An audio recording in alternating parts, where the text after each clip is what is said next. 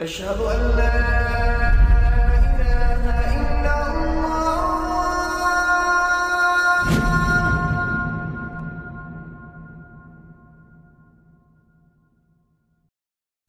Raindrops media পরিবেশিত audio lecture series সংকটে নারীত্ব। এই সিরিজে আলোচনার বিষয় আধুনিক জীবনের নারী, নারীত্ব, নারীবাদ এবং এ নিয়ে যা কিছু সৃষ্ট সংকট। আগেকার নারীরা কেমন ছিল, এখন কেমন আছে এবং কোন পথে নারীদের কল্যাণ, সেসব নিয়ে বিস্তারিত আলোচনা হবে ইনশাআল্লাহ। আউযু বিল্লাহি মিনাশ শাইতানির রাজিম। বিসমিল্লাহির রহমানির রহিম। আলহামদুলিল্লাহ ওয়াসসালাতু ওয়াসসালামু আলা সাইয়্যিদিনা মুহাম্মদ ওয়া আলা আলিহি ওয়া সাহবিহি ওয়া সাল্লাম তাসলিমান কাসীরা। সবাইকে স্বাগতম জানিয়ে শুরু করছি এই সিরিজের আরেকটি নতুন পর্ব। আজকের পর্বে আমরা জানব আমাদের দেশে নারীবাদের আদি মাতা নামে খ্যাত রোকেয়া সাখাওয়াত হোসেনের জীবনী এবং তার রচনা সম্পর্কে। তার রচনাগুলো কেমন ছিল, সেখানে নারীবাদের উপস্থিতি এবং ইসলামের দৃষ্টিতে সেই রচনাগুলোর কিছু অবস্থান ব্যাখ্যা করা হবে। প্রথমেই আমাদের মনে প্রশ্ন জাগতে পারে, নারীবাদ সম্পর্কে জানতে গিয়ে রোকেয়া সাখাওয়াত হোসেন সম্পর্কে জানা কতটা গুরুত্বপূর্ণ, তিনি কতটা প্রাসঙ্গিক। তিনি কিনা এমন একজন মহিলা যিনি প্রায় 90 বছর আগেই দুনিয়া থেকে বিদায় নিয়েছেন। এরপরেও তার সম্পর্কে কেন এত বিস্তারিতভাবে আলোচনা করতে হবে? এই প্রশ্নের উত্তর একটু পরেই আসতে যাচ্ছে, তবে প্রথমে জেনে নেওয়া যাক তার নাম পরিচয় সম্পর্কে। রোকেয়া সাখাওয়াত হোসেন, যিনি নিজেকে পরিচয় দিতেন মিসেস আর.এস. হোসেন নামে, অথবা কোথাও লিখতেন রুকাইয়া খাতুন, এভাবে তিনি কিভাবে বেগম রোকেয়া হয়ে উঠলেন? বেগম এই শব্দের অর্থ, শাব্দিক অর্থ, এমন একজন মুসলিম স্ত্রী যার কাছে গেলে স্বামীর গাম বা দুঃখ দুশ্চিন্তা দূর হয়, স্বামী লাভ করেন সাকিনা বা প্রশান্তি। রোকেয়া কি এমন নারী ছিলেন? এটা তো তার নামের অংশই ছিল না। তাহলে তিনি কিভাবে বেগম রোকেয়া নামে পরিচিত হলেন? তার নামের আগে কিভাবে এই জোরপূর্বক বেগম শব্দের ঘোমটা পরানো হলো? এটা কারা করল সেটা জানারও বিষয় আছে। রোকেয়া সাখাওয়াত হোসেনের রচিত বইয়ের সংখ্যা মাত্র 5টি।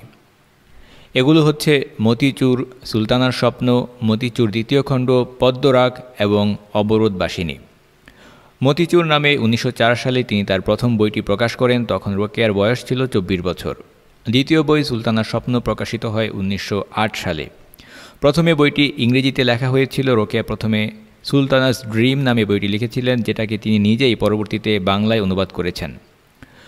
1909 সালে রোকেয়া সাখাওয়াত হোসেনের স্বামী সাখাওয়াত হোসেন মৃত্যুবরণ করেন এবং স্বামীর মৃত্যুর পর দীর্ঘদিন যাবৎ নতুন কোনো বই প্রকাশিত হয়নি। 5 থেকে 6 বছর পর্যন্ত লেখালেখি একেবারেই বন্ধ ছিল। সুতরাং সে 1908 সালের পর দীর্ঘ বিরতি দিয়ে 1922 সালে তিনি মতিচুর বইয়ের দ্বিতীয় খণ্ড প্রকাশ করেন। 1924 সালে প্রকাশিত হয় রোকেয়া সাখাওয়াত হোসেনের চতুর্থ বই পদ্মরাগ, এবং এরপর মৃত্যুর 1 বছর আগে অর্থাৎ 1931 সালে তিনি লিখেন তর্ক সাপেক্ষে, তার জীবনের সবচেয়ে কুখ্যাত এবং নিকৃষ্ট বই অবরোধবাসিনী নামক বইটি লেখেন 1931 সালে, যেখানে ইসলামের পর্দার বিধান, বোরকা সম্পর্কে অত্যন্ত নিকৃষ্ট এবং জঘন্য ভাষায় আক্রমণ করা হয়েছে। এছাড়া রোকেয়া সাখাওয়াত হোসেন লিখেছেন বিভিন্ন প্রবন্ধ, যার কিছু আছে ইংরেজিতে আর বেশিরভাগই বাংলায় লেখা। তিনি কিছু কবিতাও লিখেছেন, ছোট গল্প এবং রম্য রচনাও লিখেছেন, এবং এই লেখাগুলো অগ্রন্থিত, অর্থাৎ এগুলো কোনো বই আকারে মলাটবদ্ধ বই হিসাবে প্রকাশ হয়নি, বিভিন্ন পত্রিকায় প্রকাশিত হয়েছে। অনুবাদ করেছেন মার্ডার অফ ডেলিশিয়া বা ডেলিশিয়া হত্যা নামের একটি লেখা, এবং আরও অনুবাদ করেছেন মিসেস এনি বেসান্তের একটি প্রবন্ধ, যার শিরোনাম ছিল নূর ইসলাম। এর বাইরে আছে তার লেখা বিভিন্ন চিঠিপত্র। এই হচ্ছে বেগম রোকেয়ার বা রোকেয়া সাখাওয়াত হোসেনের সামগ্রিক রচনাবলী। আমাদের এই আলোচনাকে প্রস্তুত করার জন্য আমরা বাংলা একাডেমি থেকে প্রকাশিত রোকেয়া রচনাবলী এই বইটিকে প্রামাণ্য বই হিসেবে সামনে রেখেছি, কারণ এই বইতে রোকেয়ার সমস্ত রচনা একটি মলাটের মধ্যে জমা করা আছে। বই লেখার পাশাপাশি তার জীবনে 2টি উল্লেখযোগ্য কাজ হচ্ছে কলকাতায় সাখাওয়াত মেমোরিয়াল গার্লস স্কুল প্রতিষ্ঠা। স্বামীর মৃত্যুর পর 1909 সালে এই স্কুলটি প্রতিষ্ঠিত করা হয়। আর 1916 সালে তিনি প্রতিষ্ঠা করেছিলেন একটি মহিলা সংগঠন বা নারী সংগঠন, যার নাম ছিল আঞ্জুমানে খাওয়াতিনে ইসলাম, বর্তমানে এই প্রতিষ্ঠানটি বিলুপ্ত। এইসব প্রতিষ্ঠা এবং তাদের কর্মকাণ্ডের লক্ষ্য কী ছিল? লক্ষ্য খুবই সুস্পষ্ট। তাদের ভাষায় নারী অধিকার প্রতিষ্ঠা করা, ইকুয়ালিটি বা সমতা প্রতিষ্ঠা করা। অন্যান্য নারীবাদী ব্যক্তি বা প্রতিষ্ঠানের যেই লক্ষ্য, তাদেরও সেই একই লক্ষ্য ছিল, নারী পুরুষের মধ্যে সমান অধিকার, নারী জাগরণ ইত্যাদি। রোকেয়া সাখাওয়াত হোসেন তার সমস্ত লেখাই নারীদেরকে কেন্দ্র করে লেখা, বিশেষত মুসলিম নারীদেরকে উদ্দেশ্য করে তিনি সেগুলো লিখতেন এবং তাদেরকে তিনি তার মতো করে কথিত উন্নতি এবং মুক্তির পথ দেখানোর চেষ্টা করতেন। কিছুক্ষণ আগেই আমরা প্রশ্ন রেখেছিলাম, রোকেয়া সাখাওয়াত হোসেন, যিনি কিনা আজ থেকে প্রায় 90 বা প্রায় 100 বছরই বলা যায়, প্রায় 100 বছর আগেই দুনিয়া থেকে বিদায় নিয়েছেন, তার সম্পর্কে জানা কেন এত দরকার, কেন এখনও তিনি প্রাসঙ্গিক? 1 নম্বর পয়েন্ট, সংক্ষেপে তার সম্পর্কে জানতে হবে, কারণ তিনি হচ্ছেন এই দেশের, এই বাংলার ভূমিতে নারীবাদের আদি মাতা। 2 নম্বর, তার সম্পর্কে জানতে হবে কারণ তিনি একটি সুপরিচিত নাম। প্রত্যেক ঘরে ঘরেই, স্কুল কলেজে পড়েছে এমন প্রত্যেক মানুষের কাছে তিনি পরিচিত নাম। এমনকি তার লেখা রচনা আমাদের পাঠ্যপুস্তকে আছে, সেগুলো এক ধরনের মুখস্থ করিয়ে এই দেশের ছেলে মেয়েদের কাছ থেকে পরীক্ষা নেওয়া হয়। তৃতীয়ত, তার সম্পর্কে জানতে হবে কারণ তিনি কথিত সম্ভ্রান্ত মুসলিম নারী এই পরিচয় ব্যবহার করে সুস্পষ্টভাবেই ইসলাম এবং ঈমান বিধ্বংসী সেই ধরনের লেখা লিখেছেন। এবং সার্বিকভাবে কথা বলা যায় যে কথিত নারী মুক্তির নামে তিনি প্রতিটি পরিবারের যে ট্র্যাডিশনাল বন্ধন, স্বামী স্ত্রীর পারস্পরিক নির্ভরশীলতা, সেগুলোকে ধ্বংস করার চেষ্টা করেছেন এবং প্রতিটি পরিবারে অশান্তির আগুন জ্বালিয়েছেন। আরও কিছু প্রাসঙ্গিকতা উল্লেখ করা যায়। আমাদের দেশে বিশ্ববিদ্যালয় প্রতিষ্ঠিত হয়েছে বেগম রোকেয়া বিশ্ববিদ্যালয় নামে। 2008 সালে বিশ্ববিদ্যালয় প্রতিষ্ঠিত হয় রংপুরে। সেটাকে প্রথমে রংপুর বিশ্ববিদ্যালয় নাম দেওয়া হয়েছিল, কিন্তু পরবর্তীতে 2009 সালে সেই বিশ্ববিদ্যালয়ের নাম পরিবর্তন করে রোকেয়ার নামে বেগম রোকেয়া বিশ্ববিদ্যালয় নামে নামকরণ করা হয়েছে। সরকারিভাবেও রোকেয়া তিনি সমাদৃত। সরকার থেকে 9 ডিসেম্বর এই তারিখটিকে রোকেয়া দিবস হিসেবে ঘোষণা করা হয়েছে। এই দিন সরকারিভাবে রোকেয়া পদক দেওয়া হয় বিভিন্ন নারীদেরকে। 1991 সাল থেকে নারী কল্যাণ সংস্থা এই নামে পদক দেওয়া শুরু করে। এরপর সরকারিভাবে 1996 সাল থেকে এই পদক দেওয়া শুরু হয় মহিলা ও শিশু মন্ত্রণালয় থেকে। বেগম রোকেয়া দিবস এটি সরকারিভাবে পালিত একটি জাতীয় দিবস। বেগম রোকেয়ার জন্ম এবং মৃত্যু একই দিনে, অর্থাৎ 9 ডিসেম্বর। সেই তারিখটিকে রোকেয়া দিবস হিসেবে ঘোষণা করা হয়েছে। সরকারের উদ্যোগে সরকারিভাবে আমাদের দেশের বিভিন্ন স্কুল, কলেজ এবং বিশ্ববিদ্যালয়ে এই দিবসটি পালন করা হয় এবং আগেও বলা হয়েছে এই দিন বাংলাদেশ সরকার বিভিন্ন ক্ষেত্রে অবদান রাখা নারীদেরকে বেগম রোকেয়া পদক প্রদান করেন। সুতরাং বাংলাদেশি মুসলিমদের জীবনে রোকেয়া সাখাওয়াত হোসেনের প্রভাবের বিষয়টি খুবই স্পষ্ট। সম্প্রতি একটি ঘটনা উল্লেখ করা যায় 2023 সালে 7ম শ্রেণীর পাঠ্যপুস্তকে ইতিহাস এবং সামাজিক বিজ্ঞান বইতে, যেখানে অবরোধবাসিনী বইয়ের কিছু কাহিনী সংযুক্ত করা হয়েছে, কয়েকটি ছোট অ্যানেকডোট বা ছোট ঘটনা সংযুক্ত করা হয় এবং এরপর ভীষণ সমালোচনার ঝড় ওঠে সারা দেশব্যাপী। কারণ সেই সব লেখাতে দেখা যায় বোরকা পরা নারীদেরকে বস্তার সাথে তুলনা দেওয়া হয়েছে, ভূত এবং নির্বোধ এই ধরনের শব্দ ব্যবহার করা হয়েছে। এখানে উল্লেখ্য যে পশ্চিমারা প্রতিনিয়ত ইসলামের বিরুদ্ধে যুদ্ধে লিপ্ত, তাদের দেশেও যদি কেউ এই ধরনের শব্দ ব্যবহার করেন তাহলে সেটাকে ইসলাম বিদ্বেষ এবং ঘৃণা ছড়ানো বলে বিবেচনা করা হয়। রোকেয়া সাখাওয়াত হোসেনের অবরোধবাসিনীর সেই লেখাগুলো খুবই নিম্ন রুচিসম্পন্ন লেখা। সেখানে খুবই সুস্পষ্টভাবে কোনো রকমের রাগ ঢাক ছাড়াই বোরকার বিধানকে, অর্থাৎ পর্দার বিধানকে নোংরাভাবে কটাক্ষ করা হয়েছে, হাস্যকর বিদ্রুপাত্মক হিসেবে উপস্থাপন করা হয়েছে। রোকেয়া সাখাওয়াত হোসেনের সেই বই সম্পর্কে যারা জানার তারা তো আগে থেকেই জানতেন, আর যারা জানতেন না, আপামর জনসাধারণ, তারা এই ধরনের রচনা দেখে খুবই আশ্চর্য হলেন। তারা ভেবে পাচ্ছিলেন না অবরোধবাসিনী বইয়ের মতো এই ধরনের নিকৃষ্ট ইসলাম বিদ্বেষী লেখা কথিত সম্ভ্রান্ত মুসলিম নারী বেগম রোকেয়া তিনি কিভাবে লিখতে পারেন। কারণ আমাদেরকে শেখানো হয়েছে তিনি তো মুসলিম নারীদের জাগরণের অগ্রদূত, একজন ভদ্র সম্ভ্রান্ত মুসলিম মহিলা, একজন বেগম। তাহলে তিনি পর্দার বিরুদ্ধে এত নোংরা ভাষা কিভাবে ব্যবহার করলেন? রোকেয়ার রচনা সম্পর্কে সমালোচনা এগুলো সামনের দিকে আসতে যাচ্ছে, তবে এখানে প্রাসঙ্গিকভাবে যতটুকু কথা না বললেই নয়, সেটা হচ্ছে যে অবরোধবাসিনী বইয়ের সেই ঘটনাগুলো এগুলো বাস্তব নয়, বরং উপকথা, বানোয়াট বা সোজা কথায় মিথ্যা কাহিনী বলে অনেকেই সন্দেহ পোষণ করেছেন। রোকেয়া যেই পত্রিকাতে লিখতেন, মুহাম্মদী পত্রিকা, সেখানেও ওই যুগের পাঠকরাই এইসব রচনাকে উপকথা বা সোনা কাহিনী, বানোয়াট কাহিনী বলে প্রতিবাদ জানিয়েছিলেন।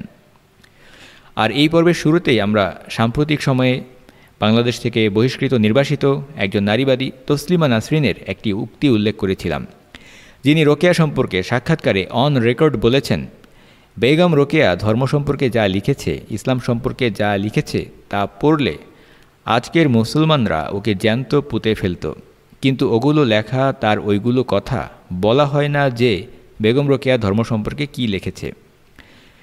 তসলিমা নাসরিন বলেছেন, ইসলাম ধর্ম সম্পর্কে বেগম রোকেয়া যা বলেছে তা আমিও বলিনি, এত ভয়ঙ্কর কথা বলেছে ইসলাম ধর্মের বিরুদ্ধে বেগম রোকেয়া। তাই প্রশ্ন জাগা স্বাভাবিক, আসলেই কি রোকেয়া ইসলামের বিরুদ্ধে, ধর্মের বিরুদ্ধে এই ধরনের কিছু লিখেছেন? সেটা জানতে হলে শুনতে হবে আজকের এই পর্বটি। প্রাসঙ্গিকভাবে আমরা আরও উল্লেখ করতে পারি আমাদের দেশের কুখ্যাত নাস্তিক এবং ইসলাম বিদ্বেষী লেখক হুমায়ুন আজাদ। তিনি নারীবাদ সম্পর্কে নারী শিরোনামে একটি বই লিখেছিলেন, যেটা নিষিদ্ধ করা হয়েছিল। এরপর 1996 সালে যখন সরকার বদল হয়, তখন পূর্বের নিষেধাজ্ঞা তুলে নেওয়া হয়। সেই বইটি যদি কেউ হাতে নেন, সেটি একটি নারীবাদী বই, নামে নারীবাদী হলেও বাস্তবে সেটি একটি নারী বিদ্বেষী বই এবং ধর্ম বিদ্বেষী বই। পাতা উল্টালে শুরুতেই দেখতে পারবেন সেখানে লেখা আছে উৎসর্গ শিরোনামে 2 জন নারীকে সেই বইটি উৎসর্গ করা হয়েছে। যে 2 জন নারীর নাম আছে তারা কারা? তাদের মধ্যে রয়েছেন মেরি উলস্টনক্রাফট এবং দ্বিতীয় নামটি রয়েছে বেগম রোকেয়ার। এই 2 জন নারীকে সেই কুখ্যাত নারী বইটি উৎসর্গ করা হয়েছিল। মেরি উলস্টনক্রাফট সম্পর্কে এই সিরিজেই নারীবাদের ইতিহাস সম্পর্কে আমরা আলোচনা করেছি, সেখান থেকে আগ্রহী ব্যক্তিরা জেনে নিতে পারেন। আর দ্বিতীয় বিষয় হচ্ছে বেগম রোকেয়া। এখানে প্রশ্ন জাগা স্বাভাবিক, একজন প্রকাশ্য ইসলাম বিদ্বেষী নাস্তিক তিনি কেন রোকেয়ার এত ভক্ত হলেন? এর জবাব হুমায়ুন আজাদের লেখাতেই আছে। পুরুষতন্ত্র এবং রোকেয়ার নারীবাদ নামে একটি স্বতন্ত্র চ্যাপ্টার তিনি রেখেছেন সেই বইতে, যাতে হুমায়ুন আজাদ লিখেছেন, যদিও তার অর্থাৎ রোকেয়ার নামে কখনো বেগম ছিল না, তার নাম ছিল রোকেয়া বা রুকাইয়া খাতুন, তবে তিনি নিজেও মেনে নিয়েছিলেন পশ্চিমী পুরুষতান্ত্রিক নাম RS হোসেন বা রোকেয়া সাখাওয়াত হোসেন। এরপর তিনি আরও লিখেছেন, রোকেয়ার রচনাবলীর প্রধান বৈশিষ্ট্য পুরুষতন্ত্রের বিরুদ্ধে বিদ্রোহ। পশ্চিমের প্রথম নারীবাদী মেরি উলস্টনক্রাফটের মধ্যেও এতখানি পুরুষ বিদ্বেষ ও দ্রোহিতা দেখা যায় না। এরপর তিনি আরও লিখেছেন, মেরি পুরুষকে কিছুটা সমকক্ষ বন্ধু হিসেবে মেনে নিয়েছিলেন, রোকেয়া তাও মানতে রাজি ছিলেন না। রোকেয়াকে একজন রেডিক্যাল ফেমিনিস্ট বা উগ্র নারীবাদী হিসেবে উল্লেখ করে তিনি লিখেছেন, রোকেয়া ছিলেন এক শ্রেষ্ঠ আমূল বা রেডিক্যাল ফেমিনিস্ট অর্থাৎ উগ্র নারীবাদী। ইংরেজিতে একটি কথা প্রচলিত আছে, a man is known by the company he keeps, অর্থাৎ একজন মানুষ কেমন এটা বুঝতে হলে সে কোন ধরনের মানুষের সাথে চলাফেরা করে, কাদের সাথে ওঠা বসা করে, অর্থাৎ তার কাছের মানুষ, বন্ধুমহল কারা, এটা দেখলেই সেই ব্যক্তির আসল পরিচয় জানা যায়। রোকেয়ার অবস্থাটাও তেমনই। এই দেশের সকল নারীবাদী রোকেয়াকে আদি মাতা হিসেবে প্রশংসা করেন, শ্রদ্ধা করেন, ভক্তি করেন। একই সঙ্গে যারা নাস্তিক তারাও তাকে খুবই ভক্তি শ্রদ্ধা করেন। রোকেয়া সম্পর্কে অবস্থানটি যদি এখানেই শেষ হয়ে যেত তাহলে আর সমস্যা ছিল না, কিন্তু সমস্যা হচ্ছে মুসলিমদের মধ্যেও একদল আছেন যারা তাকে বেশ ভক্তি শ্রদ্ধা করেন, এমনকি মুসলিম নারী জাগরণের অগ্রদূত মনে করেন, এবং তারাই জোরপূর্বক রোকেয়ার নামের আগে বেগম শব্দের সেই ঘোমটা পরিয়েছেন। এই ধরনের মুসলিম কারা, তাদের সম্পর্কে আলাপ এই পর্বের শেষের দিকে আসতে যাচ্ছে ইনশাআল্লাহ, অথবা এই পর্বে সংকলন না হলেও আগামী পর্বে আসছে ইনশাআল্লাহ। তবে আপাতত এতটুকু জানলেই চলবে, একদিকে ইসলাম বিদ্বেষী নারীবাদী নাস্তিক এবং আরেকদিকে এক ধরনের মডার্নিস্ট মুসলিম, এই 2 দলের মধ্যে রোকেয়াকে নিয়ে একটু টানাটানি আছে। পরিহাসের ভাষায় বলতে হয়, সবাই বলে লাইলি আমার, লাইলি বলে নইতো কারো। সকল মজনু নিজেকে দাবি করে লাইলি আমার, কিন্তু আসলে লাইলি কার এটা লাইলির নিজের লেখা থেকেই বোঝা যাবে। এরপরে আমরা আরও বোঝার চেষ্টা করব এই মজনুরা কেন লাইলিকে আমার পক্ষে, সে আমার এই প্রমাণ পরিচয় দিতে চায়। আমাদের এই আলোচনায় প্রথমে আমরা কয়েকটি উক্তি হাইলাইট করার মাধ্যমে বিস্তারিত আলোচনার দিকে প্রবেশ করতে যাচ্ছি, যেন শুরুতেই আমাদের সামনে প্রামাণ্য তথ্য থাকে যে রোকেয়া কি বলেছেন ধর্ম সম্পর্কে বা সুনির্দিষ্টভাবে ইসলাম সম্পর্কে। সামাজিক মাধ্যম, সোশ্যাল মিডিয়ার বিভিন্ন ইসলামিক পেজ, সেগুলোর কল্যাণে হয়তো অনেকেই এইসব উক্তির সাথে পরিচিত থাকবেন, আর না থাকলেও সমস্যা নেই, আমরা সেগুলো রেফারেন্স সহ ধারাবাহিকভাবে এক এক করে উল্লেখ করতে যাচ্ছি। প্রথমেই দেখা যাক ধর্মগ্রন্থ বা আসমানি কিতাব এবং নবী রাসূল সম্পর্কে কী ধরনের কুফরি উক্তি তিনি লিখেছেন। রোকেয়া সাখাওয়াত হোসেন স্পষ্টভাবেই লিখেছেন, অলঙ্কার নাকি ব্যাজ অফ স্লেভারি, সেই প্রবন্ধে তিনি লিখেছেন, আমাদিগকে অর্থাৎ নারীদেরকে প্রতারণা করিবার নিমিত্ত পুরুষগণ ওই ধর্মগ্রন্থগুলিকে ঈশ্বরের আদেশপত্র, ইনভার্টেড কমার ভিতরে, ঈশ্বরের আদেশপত্র বলিয়া প্রকাশ করিয়াছেন। সাধু ভাষা কিছুটা বিরক্তিকর এবং বুঝতেও কঠিন, সেই জন্য আমরা বাধ্য হয়ে চলিত ভাষায় এই কথাগুলো ব্যাখ্যা করে দিচ্ছি। রোকেয়া লিখেছেন, আমাদের নারীদেরকে প্রতারণা করার জন্য পুরুষরা প্রচার করেছে যে ওই ধর্মগ্রন্থগুলো হলো ঈশ্বর বা আল্লাহর আদেশপত্র বা ওহী। এখানে তিনি নবী রাসূলদেরকে উদ্দেশ্য করে বলেছেন, নবী রাসূলদের বুঝি একমাত্র উদ্দেশ্য এটাই ছিল যে কি, নারীদেরকে প্রতারণা করা, অর্থাৎ নারীদেরকে দমন করে রাখা, যেন সমাজের সকল পুরুষের প্রতিনিধি হিসেবে নবী রাসূলরা এই কাজটি করেছেন। রোকেয়া সাখাওয়াত হোসেন তিনি সমস্ত ধর্মগ্রন্থগুলোকে একই কাতারে রেখেছেন। তবুও মুসলিম হিসেবে ধর্মগ্রন্থ বলতে যেসব ধর্মগ্রন্থের ন্যূনতম গ্রহণযোগ্যতা আছে, সেই ক্ষেত্রে অবশ্যই শুধুমাত্র আসমানি কিতাবগুলোকেই ধরতে হবে, যেগুলো আল্লাহ তাআলা যুগে যুগে নবী রাসূলদের মাধ্যমে পাঠিয়েছেন। শুধু আসমানি কিতাব নয়, সমস্ত ধর্মগ্রন্থের ব্যাপারে রোকেয়া সাখাওয়াত হোসেন সামগ্রিকভাবে মন্তব্য করেছেন যে আমাদিগকে অর্থাৎ নারীদেরকে অন্ধকারে রাখিবার জন্য পুরুষগণ ওই ধর্মগ্রন্থগুলিকে ঈশ্বরের আদেশপত্র বলিয়া প্রকাশ করিয়াছেন। এবং তিনি আরও লিখেছেন, এই ধর্মগ্রন্থগুলি পুরুষ রচিত অর্থাৎ মানুষের লেখা, বিধি ব্যবস্থা ভিন্ন আর কিছুই নহে। অলঙ্কার নাকি বেজ অফ স্লেভারি, সেখানে কয়েক লাইন পরেই রোকেয়া লিখেছেন, ভগিনী অর্থাৎ বোনেরা, তোমরা দেখিতেছ এই ধর্মশাস্ত্রগুলি পুরুষ রচিত, বিধি ব্যবস্থা ভিন্ন আর কিছুই নহে। একটু পরে আরও স্পষ্ট করে তিনি লিখেছেন, ধর্মগ্রন্থসমূহ ঈশ্বর প্রেরিত বা ঈশ্বর আদিষ্ট নহে, অর্থাৎ এগুলো যে ওহী নয় এই কথা তিনি দাবি করেছেন, এমনকি এর পক্ষে যুক্তিও দিয়েছেন। সুতরাং তিনি বলতে যাচ্ছেন ধর্মগ্রন্থগুলো মানুষের লেখা অর্থাৎ পুরুষের লেখা। এখন আমরা প্রশ্ন রাখতে পারি, কেউ যদি মনে করেন যে কোরআন কিংবা পূর্বের নবী রাসূলদের কাছে আল্লাহ তাআলা যে সকল আসমানি কিতাব পাঠিয়েছেন সেগুলো যদি মানুষের লেখা, যদি কেউ এই ধরনের বিশ্বাস রাখে, তাহলে কি তার ঈমান থাকবে? পূর্বের সেই আসমানি কিতাবগুলো, সেগুলো সম্পর্কে আমরা জানি আল্লাহ তাআলা নবী রাসূলদের কাছে সেগুলো পাঠিয়েছেন। আসমানি কিতাব ফেরেশতাদের মাধ্যমে পাঠানো হয়েছে, তাওরাত, জাবুর, ইনজিল কিতাব। একসময় যুগের আবর্তে সেগুলো বিকৃত হয়ে গেছে, কিন্তু এরপরেও যদি কেউ বলে সেগুলো আল্লাহ নাজিল করেননি, মানুষের লেখা, তাহলে কি তার ঈমান থাকবে? সহজ উত্তর, না, ঈমান থাকবে না। রোকেয়ার মতে পুরুষরা নারীর বিরুদ্ধে চক্রান্ত করার জন্য, নারীদেরকে দমন করে রাখার জন্য, তাদেরকে বঞ্চিত, লাঞ্ছিত, অপমানিত, শোষিত, বন্দী, নিগৃহীত করে রাখার জন্য নাকি ধর্ম আবিষ্কার করেছেন। তার মতে স্পষ্ট ভাষায় তিনি জানিয়েছেন, ধর্ম হচ্ছে নারীদেরকে নির্যাতনের এবং নিপীড়নের হাতিয়ার। এবং শুধুমাত্র একটি ধর্ম নয়, তিনি সমস্ত ধর্মগ্রন্থকেই বাতিল করে দিয়েছেন। নারীবাদ এভাবেই ধর্মের নিন্দা করে, ধর্মকে অস্বীকার করে। হুমায়ুন আজাদ তার সেই নারীবাদী বই নারী বইতে এই প্রসঙ্গে লিখেছেন, এলিজাবেথ ক্যারি স্ট্যান্টন, যিনি কিনা উইমেন্স বাইবেল নামে একটি বই লিখেছিলেন, সেখানে স্ট্যান্টন দেখিয়েছিলেন নারী মুক্তির বিরুদ্ধে পুরুষতন্ত্র সবসময়ই উঁচিয়ে ধরে বাইবেল, তাই তিনি বাতিল করে দেন বাইবেলকেই। তিনি আক্রমণ করেন বাইবেলে নারীর ভূমিকা ও ভাবমূর্তিকে। তিনি বলেন, বাইবেলকে আমরা দীর্ঘকাল ধরে অন্ধ ভক্তির বস্তু করে তুলেছি, এখন এটি অন্যান্য বইয়ের মতো পড়ার সময় এসে গেছে, নিতে হবে এর ভালো শিক্ষা, বাদ দিতে হবে খারাপটা। হুমায়ুন আজাদ লিখেছেন, এর ফলে হইচই পড়ে পশ্চিমে, ভদ্র নারী মুক্তিবাদীরা অস্বীকার করেন স্ট্যান্টনকে। এর মাত্র 9 বছর পরে পৃথিবীর এক অন্ধকার কোণে উগ্র পিতৃতন্ত্রের মধ্যে রোকেয়া, মাত্র 24 বছরের তরুণী, ঘোষণা করেন, আমাদিগকে অন্ধকারে রাখিবার জন্য পুরুষগণ ওই ধর্মগ্রন্থগুলোকে ঈশ্বরের আদেশপত্র বলিয়া প্রকাশ করিয়াছেন। হুমায়ুন আজাদ লিখেছেন, পিতৃতন্ত্রের দীর্ঘ ইতিহাসে এই প্রথম কোনো নারী সরাসরি বাতিল করে দেন কোনো একটি বিশেষ ধর্মগ্রন্থকে নয়, সমস্ত ধর্মগ্রন্থকে। ধর্মগ্রন্থের পেছনের সত্যকে প্রকাশ করেন অকপটে। পিতৃতন্ত্রের বল প্রয়োগ সংস্থাটি অর্থাৎ ধর্ম এর আগে ও পরে এমন আঘাত আর কখনো বোধ করেনি। দ্বিতীয় পয়েন্টে যাওয়া যাক। নবী রাসূলদের বিরুদ্ধে তিনি প্রতারণার অভিযোগ এনেছেন, তাদেরকে প্রতারক এবং মিথ্যাবাদী লিখেছেন। কারণ তার মতে ধর্মগ্রন্থ হচ্ছে নারীদেরকে প্রতারণা করার নিমিত্তে পুরুষগণ ওই ধর্মগ্রন্থগুলিকে ঈশ্বরের আদেশপত্র বলিয়া প্রকাশ করিয়াছেন।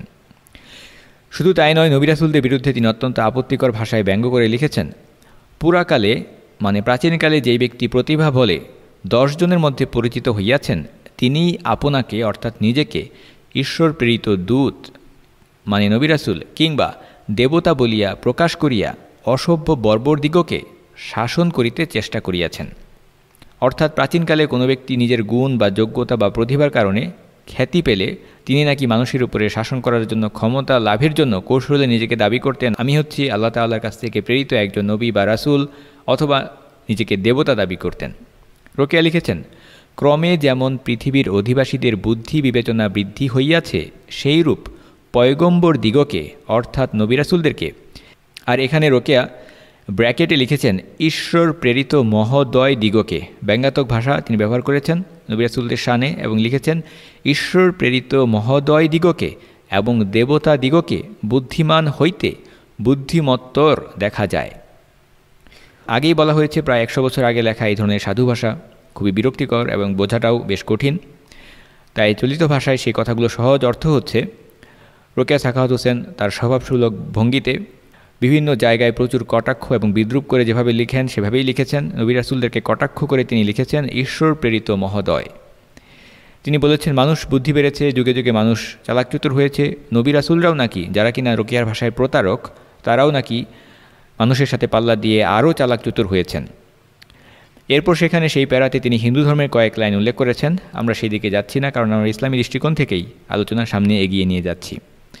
এরপর তিনি আল্লাহ তাআলার 5 জন শ্রেষ্ঠ রাসূলের একজন উলুল আজমি মিনার রসুল ঈসা আলাইহিস সালাম সম্পর্কে জঘন্য অপবাদ দিয়েছেন, যেটা একজন মুসলিম হিসেবে তিনি দিতে পারেন না। তিনি খ্রিস্টানদের যে বিশ্বাস সেটাকেই নিজের মাঝে যে ধারণ করেন তা তার লেখার মধ্যে ফুটে উঠেছে। ঈসা আলাইহিস সালাম সম্পর্কে রোকেয়া কী লিখেছেন? তিনি লিখেছেন, ক্রমে জগতের বুদ্ধি বেশি হওয়ায় সুচতুর প্রতিভাশালী পুরুষ দেখিলেন যে পয়গম্বর ইনভার্টেড কমার ভিতরে পয়গম্বর বলিলে আর লোকে বিশ্বাস করে না। তখন মহাত্মা ঈসা আপনাকে দেবতার অংশবিশেষ ব্র্যাকেট ঈশ্বরপুত্র বিস্ময়বোধক চিহ্ন বলিয়া পরিচিত করিয়া ইনজিল গ্রন্থ রচনা করিলেন। তাহাতে লেখা হইল, নারী পুরুষের সম্পূর্ণ অধীনা, নারীর সম্পত্তিতে স্বামী সম্পূর্ণ অধিকারা, আর বুদ্ধি বিবেকহীনা নারী তাই মানিয়া লইল। নবী রাসূলদের বিরুদ্ধে তিনি লিখলেন সুচতুর প্রতিভাশালী পুরুষ। তিনি লিখেছেন পয়গম্বর বললে লোকেরা নাকি আর বিশ্বাস করছে না, অর্থাৎ নবী রাসূল দাবি করলেও মানুষ নাকি বিশ্বাস করছে না, যেখানে তিনি পয়গম্বর শব্দটিকে উদ্ধৃতির মধ্যে রেখেছেন। যখন কোনো লেখক অন্যের কোনো বিশ্বাসকে নিজের বিশ্বাসের বিপরীত হিসেবে উপস্থাপন করেন বা কোনো বিষয়ে একমত না হন, তখন এভাবে অন্যের লেখাকে উদ্ধৃতি করার সময় ইনভার্টেড কমা ব্যবহার করা হয়। সেভাবেই রোকেয়া সেখানে পয়গম্বর শব্দটিকে উদ্ধৃতির ভিতরে রেখেছেন এবং ঈসা আলাইহিস সালামের নামের আগে মহাত্মা অর্থাৎ মহাপুরুষ শব্দ ব্যবহার করেছেন। এখন কেউ যদি নবী রাসূলদেরকে সম্মানার্থে মহাপুরুষ বলে, এটা ভুল নয়, কিন্তু এখানে যেই প্রসঙ্গে নবী রাসূলদেরকে নবী রাসূল উপাধি না দিয়ে মহাত্মা শব্দ ব্যবহার করা হয়েছে, সেখানে বোঝাই যায় যে তাদেরকে এক ধরনের বিদ্রূপ করা হয়েছে, ছোট করা হয়েছে। কারণ নবীদের মর্যাদা অন্য আর যে কোনো সাধারণ মনীষী বা মহাপুরুষদের মতো নয়, বরং তাদের থেকেও অনেক বেশি। সেখানে রোকেয়া 2টি বিভ্রান্তিকর কথা উল্লেখ করেছেন। প্রথমত, ঈসা আলাইহিস সালাম কখনোই নিজেকে আল্লাহর পুত্র দাবি করেননি, এটি বিভ্রান্ত খ্রিস্টানদের বিশ্বাস। রোকেয়া যদি সেই কথিত সম্ভ্রান্ত মুসলিম নারী হতেন, তাহলে ঈসা আলাইহিস সালামের ব্যাপারে এই ধরনের অপবাদ দিতেন না, কিন্তু রোকেয়া সেই বিশ্বাসের কথাই লিখেছেন। রোকেয়া এটাও লিখেছেন যে নবী রাসূল বললে এখন আর লোকে বিশ্বাস করে না, তখন মানুষকে প্রতারণা করার জন্য মহাত্মা ঈসা নিজেকে দেবতার অংশবিশেষ অর্থাৎ ঈশ্বরপুত্র বলে পরিচিত করে ইনজিল গ্রন্থ নিজেই লিখলেন। একসাথে 2টি অপবাদ। একদিকে ঈসা আলাইহিস সালামকে তিনি অপবাদ দিয়েছেন যে ঈসা আলাইহিস সালাম নাকি নিজেকে আল্লাহর পুত্র বলে দাবি করেছেন, যেটা ইসলাম দাবি করে না, যেটা ইসলাম সমর্থন করে না। আল্লাহ তাআলা কোরআনের মাধ্যমে সেই খ্রিস্টানদের ভ্রান্ত বিশ্বাসকে খণ্ডন করেছেন। এরপর রোকেয়া আরও লিখেছেন যে ঈসা আলাইহিস সালাম নাকি নিজেই ইনজিল গ্রন্থ রচনা করেছেন। সেখানে লেখা একটি বিধান উল্লেখ করে তিনি লিখেছেন, নারী পুরুষের সম্পূর্ণ অধীনা, নারীর সম্পত্তিতে স্বামী সম্পূর্ণ অধিকারা, আর বুদ্ধি বিবেকহীনা নারী তাই মানিয়া লইল। তৃতীয় পয়েন্ট, রাসূলুল্লাহ সাল্লাল্লাহু আলাইহি ওয়াসাল্লামের ব্যাপারে তিনি কী ভাষা এবং কী ধরনের উদ্ধতপূর্ণ লেখা লিখেছেন দেখুন। এভাবে ধারাবাহিকভাবে যখন নবীদের সম্পর্কে তিনি লিখছেন, সেই একই প্রসঙ্গে তিনি লিখে গেছেন, অর্থাৎ নবী রাসূলদেরকে প্রতারক, তারা নিজেরাই ধর্মগ্রন্থ লিখেছে নারীদেরকে দমন করে রাখার জন্য। এভাবে লেখার পর যখন রাসূল সাল্লাল্লাহু আলাইহি ওয়াসাল্লাম সম্পর্কে তিনি আসলেন, সেখানে তিনি লিখেছেন, তারপর মহাত্মা মোহাম্মদ, এখানে রাসূলুল্লাহ সাল্লাল্লাহু আলাইহি ওয়াসাল্লামের নামের পর কোনো দরুদ ব্যবহার করেননি সাল্লাল্লাহু আলাইহি ওয়াসাল্লাম, এটা তো লিখেনি, এমনকি সংক্ষেপে দন্তস্ব বা সংক্ষিপ্ত দরুদ যেটা লেখক লেখেনি, হয়তো পাঠক বুঝে পড়বে, সেটাও রাখেননি। সেখানে লিখেছেন মহাত্মা। এমনকি অন্যান্য লেখাতে, অন্য জায়গাগুলোতে তিনি রাসূলুল্লাহ সাল্লাল্লাহু আলাইহি ওয়াসাল্লামের নামের আগে এভাবে লিখতেন, মহাত্মা বা ধর্মগুরু মুহাম্মদ। যেমন রমণী সর্বদাই নরের অধীনে থাকিবে, এরপর নারীদের বিদ্রোহে উস্কানি দিয়ে তিনি লিখেছেন, আর মূর্খ নারী নত মস্তকে ওই বিধান মানিয়া লইল। রুকিয়া সাখাওয়াত হোসেনের মতিচুর বইয়ের প্রবন্ধ পিপাসা মহরমের কাহিনী নিয়ে লেখা, সেখানে ফুটনোটে তিনি লিখেছেন ধর্মগুরু মুহাম্মদ। রাসূলুল্লাহ সাল্লাল্লাহু আলাইহি ওয়াসাল্লামের নামের আগে কেউ ধর্মগুরু শব্দ ব্যবহার করবে, এখনকার সময়ে পশ্চিমা সংবাদপত্রের মুখপত্র বিবিসি, তাদেরও যে বাংলা পেজ আছে কিংবা ওয়েবসাইট আছে, তারাও এই ধরনের শব্দ লেখার দুঃসাহস দেখায় না। অন্ততপক্ষে তারাও লেখে যে ইসলামের নবী মুহাম্মদ। রোকেয়া সাখাওয়াত হোসেন সেই ন্যূনতম সম্মানেরও ধার ধারেননি। চতুর্থ পয়েন্ট, যেটা আগেই বলা হয়েছে, তিনি স্পষ্টই লিখেছেন ধর্মগ্রন্থসমূহ ঈশ্বর প্রেরিত বা ঈশ্বর আদিষ্ট নহে। এভাবে সমস্ত ধর্মগ্রন্থকে তিনি অস্বীকার করেছেন, আসমানি গ্রন্থকে অস্বীকার করেছেন। ওহী নাজিল হয়েছে, ফেরেশতারা নবী রাসূলদের কাছে সেই ওহী নিয়ে এসেছেন, এগুলোকে সরাসরি তিনি অস্বীকার করেছেন। পঞ্চম পয়েন্টে দেখা যাক নবী রাসূলদেরকে প্রতারক, ধর্মগ্রন্থ মানুষের লেখা, এগুলো বলার পরে তিনি লিখেছেন, মুনিদের বিধানে যে কথা শুনিতে পাও, কোনো স্ত্রী মুনির বিধানে হয়তো তাহার বিপরীত নিয়ম দেখিতে পাইতে। মুনি বলতে হয়তো তিনি সাধারণ সাধু, ধর্মগুরু, দরবেশ এরকম বোঝাতে পারেন, কিন্তু এভাবে স্পষ্ট করেননি, এবং তার ইঙ্গিত থেকে এটা একেবারেই স্পষ্ট নবী রাসূলরা সবাই ছিলেন পুরুষ, এবং রোকেয়ার মতে পুরুষেরা নাকি নারীদেরকে প্রতারণা করার জন্য নিজেরাই ধর্মগ্রন্থ লিখেছে, আর এই কারণে পুরুষের দৃষ্টিকোণ থেকে সেই সব ধর্মগ্রন্থ লেখা বলে সেখানে নারীদেরকে দমিয়ে রাখা হয়েছে আর পুরুষদেরকে অনেক সুযোগ সুবিধা দেওয়া হয়েছে। এই জন্য তিনি লিখেছেন, তাই যদি কোনো স্ত্রী মুনি অর্থাৎ মহিলা নবী থাকতো, তাহলে নারীদের নাকি নিয়মকানুন ধর্মে ভিন্ন রকম হতো, অর্থাৎ তার ভাষায় নারীরা নাকি পুরুষের অধীনে থাকা থেকে মুক্ত হতো। রোকেয়া লিখেছেন, যাহা হোক, এখন আমরা আর ধর্মের নামে নত মস্তকে নরের প্রভুত্ব সহিব না। 6 নম্বর পয়েন্ট, মিথ্যা তথ্য দিয়ে নিজের ভ্রান্ত দাবি বা বিশ্বাস প্রমাণের চেষ্টাও তিনি করেছেন। নবী রাসূলদেরকে প্রতারক হিসেবে উল্লেখ করার পর তিনি আরও লিখেছেন, নবী রাসূলেরা শুধুমাত্র এশিয়াতে কেন সীমাবদ্ধ রইলেন? এশিয়া বলতে মধ্যপ্রাচ্যই তিনি উদ্দেশ্য করেছেন। ইউরোপ আমেরিকাতে যান নাই কেন? রোকেয়া তার স্বভাবসুলভ ব্যঙ্গাত্মক ভাষায় লিখেছেন, যদি ঈশ্বর কোনো দূত রমণী শাসনের নিমিত্তে প্রেরণ করিতেন, তবে সে দূত বোধহয় কেবল এশিয়ায় সীমাবদ্ধ থাকিতেন না। দূতগণ ইউরোপে যান নাই কেন? আমেরিকা এবং সুমেরু পর্যন্ত যাইয়া রমণী জাতিকে নরের অধীনে থাকিতে হইবে ঈশ্বরের এই আদেশ শুনান নাই কেন? ঈশ্বর কি কেবল এশিয়ারই ঈশ্বর? আমেরিকায় তাহার রাজত্ব ছিল না? ঈশ্বর দত্ত জলবায়ু তো সকল দেশেই আছে, কেবল দূতগণ সর্বদেশময় ব্যাপ্ত হন নাই কেন? বাংলা একাডেমি থেকে প্রকাশিত রোকেয়া রচনাবলী, পৃষ্ঠা 611। এখানে রোকেয়া সাখাওয়াত হোসেন সাধু ভাষায় যা লিখেছেন, মূলত একেবারে যারা প্রাথমিক পর্যায়ে নাস্তিক, তারা যে সকল হাতে গোনা প্রশ্ন উপস্থাপন করে, তার মধ্যে একটি প্রশ্ন হচ্ছে এটা, যে নবী রাসূল সব দেশে আসেনি কেন, শুধুমাত্র মধ্যপ্রাচ্যে এসেছে, এরকম আমরা দেখতে পাই কেন? কোরআন খুললেই এই প্রশ্নের উত্তর পাওয়া যায়। আল্লাহ তাআলা কোরআনে বলেছেন, ওয়ালাকাদ বাআসনা ফি কুল্লি উম্মাতির রাসূলা আন ইউবুদুল্লাহা ওয়াজতানিবুত তাগুত। সূরা নাহল, সেখানে আল্লাহ তাআলা বলেছেন, আমি প্রত্যেক উম্মতের কাছে, প্রত্যেক জাতির কাছে এবং প্রত্যেক জনপদে নবী রাসূল পাঠিয়েছি এই মর্মে যে তারা তাগুতকে বর্জন করবে এবং আল্লাহর উপর ঈমান আনবে। কোরআনে আল্লাহ তাআলা বিভিন্ন আয়াতে একটু পরপরই বলেছেন যে তিনি প্রত্যেক জনপদে সতর্ককারী পাঠিয়েছেন। এত বেশি নবী রাসূল পাঠানো হয়েছে, সেই সম্পর্কে সূরা নিসার 164 নম্বর আয়াতে আল্লাহ তাআলা যা জানিয়েছেন তার অনুবাদ হচ্ছে, এছাড়া এমন রাসূল পাঠিয়েছি যাদের ইতিবৃত্ত আমি আপনাকে শুনিয়েছি ইতিপূর্বে, এবং এমন রাসূল পাঠিয়েছি যাদের বৃত্তান্ত আপনাকে শোনাইনি।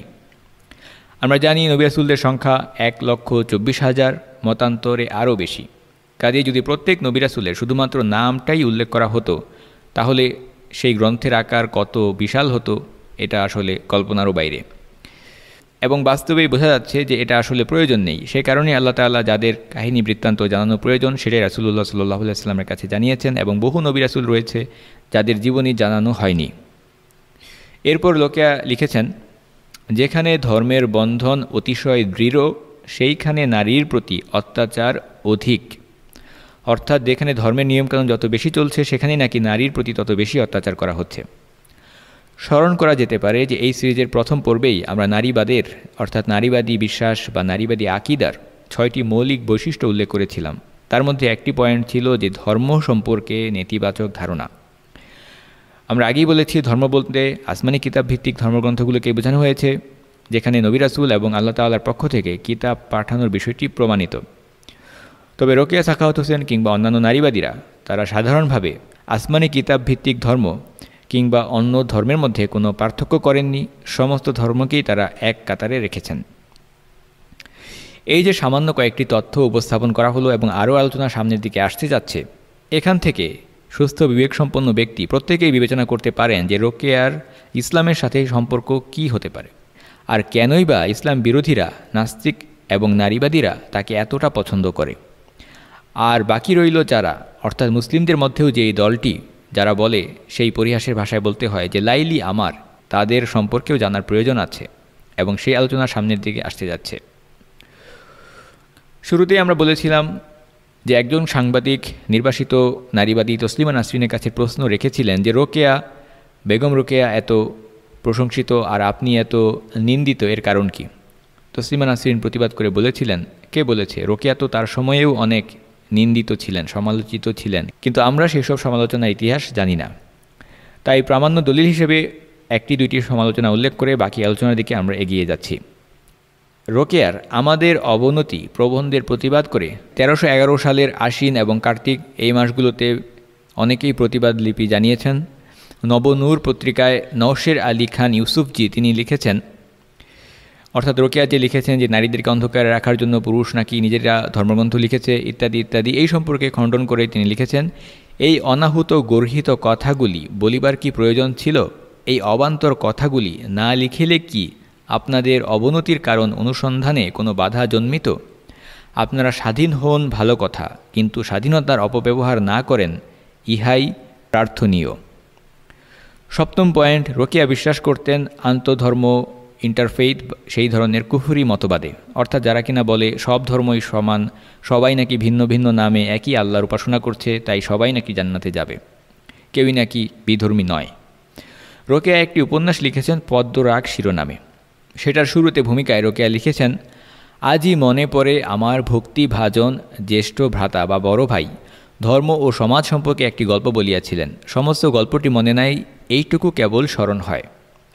গল্পটি কি সেটা বলার আগে দুই ভাই সম্পর্কে একটু বলে নেওয়া যায় যে রোকেয়ার বড় ভাই ছিলেন মোহাম্মদ ইব্রাহিম আবুল আসাদ সাবের এবং সেজ ভাই ছিলেন খলিলুর রহমান আবু জাইগাম সাবের। যদি আপনারা কেউ তাদের ছবি দেখে থাকেন তাহলে দেখবেন আপাদমস্তক খাঁটি ইংরেজ পোশাকে দাঁড়ানো দুইজন বাদামি চামড়ার মানুষ, এবং দেখলে মনে হবে বাদামি চামড়ার দুইজন ইংরেজ আপনারা দেখতে পাচ্ছেন।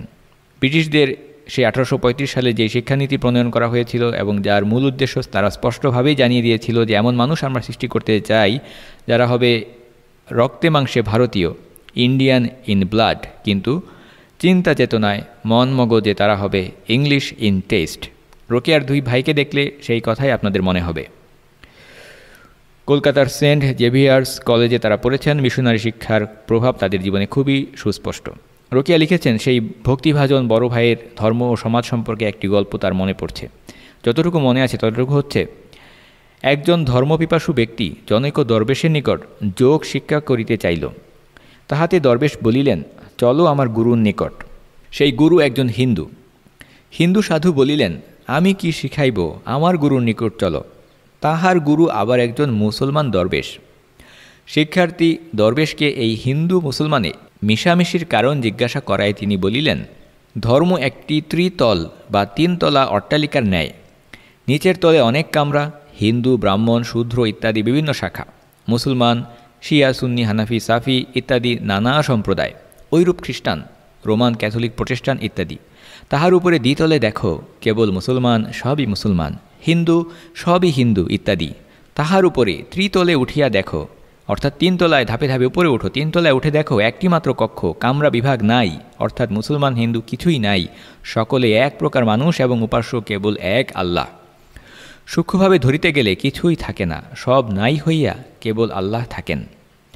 অর্থাৎ রোকেয়া যা বুঝিয়েছেন তার অর্থ হচ্ছে, যত উপরের দিকে ওঠা যাচ্ছে সেই প্রাসাদের, যেখানে নানা রকম ধর্মের মানুষ আছে, সেখানে যতই উপরে ওঠা যাচ্ছে একদম নিচের তলায় বিভিন্ন একই ধর্মের বিভিন্ন দল উপদল, দুই তলায় গিয়ে সেই দল উপদল আর পাওয়া যাচ্ছে না, আর তিন তলায় গিয়ে কোনো ধর্মই পাওয়া যাচ্ছে না, সব ধর্ম মিশে একাকার হয়ে গেছে।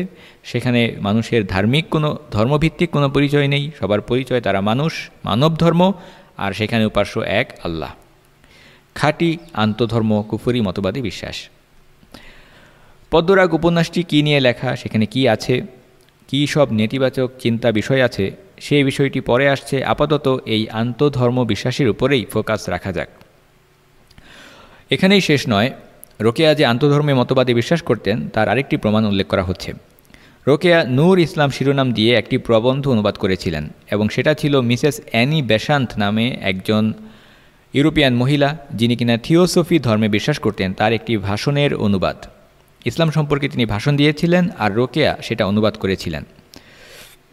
শুনে অনেকে খুশি হয়ে যাবেন যে ইসলাম সম্পর্কে তিনি অনুবাদ করেছেন, ইসলাম সম্পর্কে দেওয়া একটি ভাষণের, কিন্তু আসলে সেই ভাষণে কী ছিল, কিংবা যেই মহিলা সেই ভাষণ দিয়েছিলেন তার পরিচয় কী।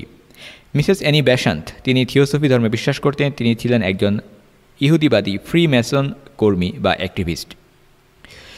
আরও জানার বিষয় হচ্ছে, নূর ইসলাম শিরোনামে সেই বক্তৃতার যে অনুবাদ, এটা প্রকাশিত হয়েছিল বর্তমানের সাংবাদিক আবেদ খানের নানা মাওলানা আকরাম খানের আল ইসলাম পত্রিকায়। থিওসফি হচ্ছে এমন একটি ধর্ম যা হিন্দুবাদ, বুদ্ধ ধর্ম, এইসব নানা রকমের ধর্মের মিশ্রণে এবং অবশ্যই ফ্রিমেসন কর্মী সব কিছু মিলিয়ে একটি ধর্ম, যেখানে তাদের স্লোগান হচ্ছে there is no religion higher than truth. এইভাবে তারা এক ধরনের মানব ধর্ম প্রচারের চেষ্টা করেন। এখানে আমরা প্রশ্ন রাখতেই পারি, রোকেয়া যদি ইসলাম সম্পর্কে গুণগান করেছেন এর প্রমাণ দেখাতে গিয়ে কেউ সেই নূর ইসলাম প্রবন্ধটি সামনে নিয়ে আসেন, তাহলে আমরা প্রশ্ন রাখতে পারি যে যিনি কিনা একজন ফ্রিমেসন নারী, তার লেখা প্রবন্ধ কেন রোকেয়াকে অনুবাদ করতে হবে? সেখানে কি আছে সেটা অ্যানি বেসান্তের বক্তব্যের মধ্যে স্পষ্টই আছে। তিনি বলেছেন, আমরা প্রকৃতপক্ষে একই প্রভুর উপাসনা বিভিন্ন প্রণালীতে করিতেছি, একই প্রভুকে ভিন্ন ভিন্ন ভাষায় ও ভিন্ন ভিন্ন নামে ডাকিতেছি। আমরা সকলে একই গন্তব্যস্থানে ভিন্ন ভিন্ন পথে চলিয়াছি। অর্থাৎ সেই পুরনো কথা, আন্তধর্ম কুফর মতবাদ, সমস্ত ধর্মই এক। সেই প্রবন্ধ, বাস্তবে যেটা ভাষণ ছিল, সেই প্রবন্ধের একেবারে শেষ অংশে, শেষ 3 প্যারায় রোকেয়া অনুবাদ করে লিখেছেন, হজরত মুহাম্মদ, হজরত ঈসা, হজরত মুসা, মহর্ষি বুদ্ধদেব সকলে একই অট্টালিকায় আছেন, তাহারা এক জাতি হইতে অন্য জাতিকে ভিন্ন মনে করেন না। এখানে উল্লেখ্য আসমানি কিতাব ভিত্তিক ধর্মগুলো, সেখানে আমরা মুসলিম হিসেবে আমাদের প্রাথমিক বিশ্বাস, প্রত্যেক মুসলিমের ইমানের অংশ যে আমরা নবী রাসূলদের মধ্যে কোনো পার্থক্য করি না। নবী রাসূলদের মধ্যে আমরা কোনো পার্থক্য করি না। ঈসা আলাইহিস সালাম, মুসা আলাইহিস সালাম তারা অবশ্যই আল্লাহ তাআলার সম্মানিত নবী এবং রাসূল ছিলেন, এবং এটা বিশ্বাস করা আমাদের ইমানের অংশ। কিন্তু তাই বলে গৌতম বুদ্ধকে নবী বলে বিশ্বাস করতে হবে? বৌদ্ধ ধর্মের মূল কথা কি? বৌদ্ধ ধর্ম মূলত এক ধরনের নাস্তিক্যবাদী ধর্ম। সেখানে গৌতম বুদ্ধকে কিভাবে কোনো ব্যক্তি নবী বলে বিশ্বাস করতে পারেন কিংবা একই কাতারে রাখতে পারেন? এখানে আরও আশ্চর্যের বিষয় হচ্ছে, যেই কথিত মাওলানা আকরাম খানের আল ইসলাম পত্রিকায় এই ধরনের রোকেয়া সাখাওয়াত হোসেনের মতো স্পষ্ট ইসলাম বিদ্বেষী এবং নারীবাদী লেখিকার লেখা ছাপানো হতো, সেখানে সেই কথিত মাওলানা আকরাম খা সেখানে একটি পাদটিকা দিয়েছেন। তিনি রোকেয়ার লেখাকে সাপোর্ট করে, সমর্থন করে লিখেছেন যে এই ক্ষেত্রে আমরা মিসিস অ্যানি বেসান্থ, মিসিস মহোদয়ার মন্তব্যের পূর্ণ সমর্থন করিতেছি, ব্র্যাকেট আল ইসলাম সম্পাদক। অর্থাৎ গৌতম বুদ্ধকে, ঈসা আলাইহিসসালাম, মুসা আলাইহিসসালাম, মুহাম্মদ সাল্লাল্লাহু আলাইহি ওয়াসাল্লাম তাদের সাথে একই কাতারে রাখা হচ্ছে। এখানে মাওলানা আকরাম খা তিনি সমর্থন করে লিখেছেন, এই ক্ষেত্রে আমরা মিসিস মহোদয়ার মন্তব্যের পূর্ণ সমর্থন করিতেছি। 8ম পয়েন্ট, রোকেয়া ছিলেন ন্যাচারালিস্ট মতবাদে বিশ্বাসী। ন্যাচারালিস্ট মতবাদ এটা কি? ন্যাচারালিজম এই মতবাদ হচ্ছে এমন একটি ধর্মবিশ্বাস যারা মনে করেন যে ধর্মবিশ্বাসগুলো আসলে আসমান থেকে পাঠানো ওহী, এর উপর ভিত্তি নয়, বরং মানুষের আবিষ্কার। মানুষ নিজেই ধর্ম তৈরি করেছে, প্রকৃতির বিভিন্ন নিয়ম কানুন পদ্ধতি দেখে মানুষ নিজেই ধর্ম আবিষ্কার করেছে। এটাকেই বলা হয় ন্যাচারালিজম মতবাদে বিশ্বাস করা। সেই যে কথাগুলো আমরা সামাজিক বিজ্ঞানের বইতে দেখতে পাই যে মানুষ নাকি একসময় বনে জঙ্গলে বাস করত, অসভ্য বর্বর উলঙ্গ ছিল, কোনো জ্ঞানবিদ্যা ছিল না, অথচ মানবজাতির শুরু হয়েছে আদম আলাহিসাল্লামের মাধ্যমে এবং আল্লাহ তাআলা তাকে সমস্ত কিছু নাম অর্থাৎ জ্ঞান শিক্ষা দিয়েছেন। এবং আদম আলাহিসাল্লামের পোশাকের বর্ণনা এসেছে, যখন আল্লাহ তাআলার আদেশের লঙ্ঘন হয় সেই পোশাক খসে যায়, সেটার বর্ণনাও এসেছে। যা হোক, যারা ন্যাচারালিজমে বিশ্বাস করেন তারা বনে জঙ্গলে মানুষ অসভ্য বাস করত, প্রকৃতিকে বশ মানাতে শিখেছে, তখন নাকি ধর্ম আবিষ্কার করেছে, আল্লাহর দেওয়া বিধানের মাধ্যমে আসেনি, ওহির মাধ্যমে আসেনি, এগুলো বিশ্বাস করতেন। এবং রোকেয়াও সেই ন্যাচারালিজম ফিরকায় বিশ্বাস করতেন। পাশাপাশি রোকেয়া আরও বিশ্বাস করতেন পুরুষতন্ত্র নামক কল্পিত মিথে। এই প্রসঙ্গে হুমায়ুন আজাদের লেখাকে আমরা উল্লেখ করছি। নারী কেন দাসী হয়েছে তার ব্যাখ্যাও করেছেন রোকেয়া। তার ব্যাখ্যা অনেকটাই অ্যাঙ্গেলসের ব্যাখ্যার কাছাকাছি। অ্যাঙ্গেলস দেখিয়েছিলেন ব্যক্তিমালিকানা ও পরিবারের উৎপত্তিই নাকি নারীর পুরুষ স্বাধীনতার মূল, এবং রোকেয়াও বলেছেন পুরাকালে বা প্রাচীনকালে যখন সভ্যতা ছিল না, সমাজ বন্ধন ছিল না, তখন আমাদের অবস্থা এরূপ ছিল না। সভ্যতা ছিল না, সমাজবন্ধন ছিল না, অর্থাৎ রোকেয়া ন্যাচারালিজমের মতবাদকে ধারণ করেছেন। এরপর লিখেছেন কোনো অজ্ঞাত কারণবশত মানবজাতির এক অংশ ব্র্যাকেট নর যেমন নানা বিষয়ে উন্নতি করিতে লাগিল, অপর অংশ ব্র্যাকেট নারী তাহার সঙ্গে সেইরূপ উন্নতি করিতে পারিল না বলিয়া পুরুষের সহচরী বা সহধর্মিণী না হইয়া দাসী হইয়া পড়িল। এখানে কয়েকটি মিথ বা কিংবদন্তি, এগুলো বিশ্বাসের পরিচয় পাওয়া যাচ্ছে। নারীবাদীরা যেমনটা দাবি করতে চায় যে এক সময় নাকি পৃথিবীতে মাতৃতন্ত্র ছিল, অথচ স্বয়ং অ্যানথ্রোপোলজিস্ট যারা আছেন তারাই এর কোনো প্রমাণ খুঁজে পাননি।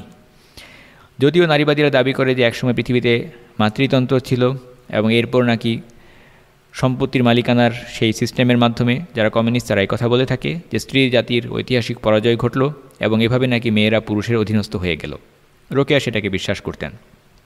রোকেয়া লিখেছেন পুরাকালে যখন সভ্যতা ছিল না, সমাজবন্ধন ছিল না, তখন আমরা এইরূপ দাসী ছিলাম না। মানুষ যেমন ক্রমে সভ্য হইয়াছে, গায়ে রং মাখা ছাড়িয়া কাপড় পরিতে শিখিয়াছে, তেমনি ক্রমে বাহুবলে ও বুদ্ধি কৌশলে নারী জাতির উপর আধিপত্য করিতে আরম্ভ করিয়াছে। তিনি আরও যা লিখেছেন তার সংক্ষিপ্ত সামারি হচ্ছে, তিনি লিখেছেন যে যেভাবে মানুষ ঘোড়া দিয়ে গাড়ি টানাচ্ছে, হাতিকে নিজের দাসত্বে রেখেছে, পশুরাজ কেশরী অর্থাৎ সিংহকে লোহার খাঁচায় আবদ্ধ করে রেখেছে, সেই একইভাবে নাকি বাহুবলে এবং বুদ্ধি বলে পুরুষেরা নাকি নারীদেরকে তাদের অধীনস্থ বানিয়ে নিয়েছে, অধীন বানিয়েছে। এই ধরনের আজগুবি মিথে রোকেয়া বিশ্বাস করতেন। দশম পয়েন্ট, রোকেয়ার বিরুদ্ধে আরেকটি অভিযোগ হচ্ছে তিনি লাগাতার এবং ক্রমাগত ধারাবাহিকভাবে দিনের সুপ্রতিষ্ঠিত বিষয়ে কটাক্ষ করেছেন, বিদ্রূপ করেছেন, এবং যেটা ঈমান ভঙ্গের কারণ। দেখুন আদম আলাইসাল্লাম এবং হাওয়া আলাইসাল্লাম তাদের সম্পর্কে তিনি কী ধরনের কল্পিত বানোয়াট কাহিনী লিখেছেন। রূপকথা লেখার ভান করে তিনি জ্ঞান ফল নামের একটি গল্প লিখেছেন। দায়সারা দায়মুক্তি হিসেবে ফুটনোট দিয়ে লিখেছেন যে এখানে কোরআন শরীফ বা বাইবেলে বর্ণিত ঘটনার অনুসরণ করা হয় নাই, কিন্তু চরিত্র হিসেবে তিনি কাদেরকে বেছে নিয়েছেন? চরিত্র হিসেবে বেছে নিয়েছেন আদম ও হাওয়া আলাইহিসসালামকে, এমনকি ঈশ্বর নামে আল্লাহ ও শয়তানের চরিত্রও তিনি সেখানে রেখেছেন। আদম আলাইহিসসালাম দুনিয়াতে নেমে আসার ঘটনা, নিষিদ্ধ ফল খাওয়ার ঘটনা, এগুলোকে তিনি নিজের ভাষায় বর্ণনা করেছেন।